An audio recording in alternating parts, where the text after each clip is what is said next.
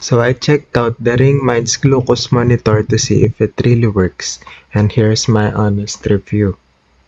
Ring Minds claims to be a wearable device often marketed like a ring or smartwatch that tracks your blood sugar level continuously without finger pricks. What I've found during testing that there are currently no FDA-approved wearable rings or smart device that can measure glucose non-invasively without piercing the skin. The US Food and Drug Administration explicitly stated that devices claiming to measure blood glucose without piercing the skin are not authorized and may give inaccurate results.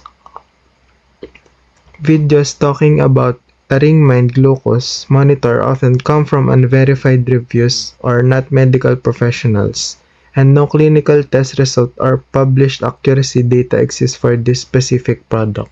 In short, precision and reliability for glucose monitoring are critical, and inaccurate readings could lead to serious health risks. Some people find wearable health trackers interesting and easy to wear. The concept of continuous glucose tracking is popular and growing when done with approved devices.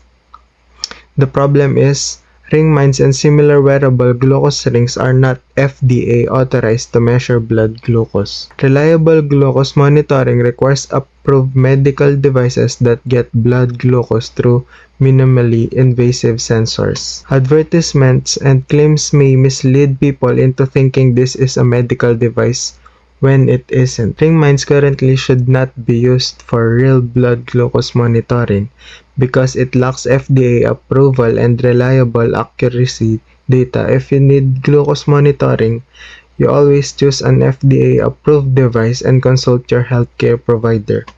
So if this video helped you, make sure to like and subscribe. Thank you for watching.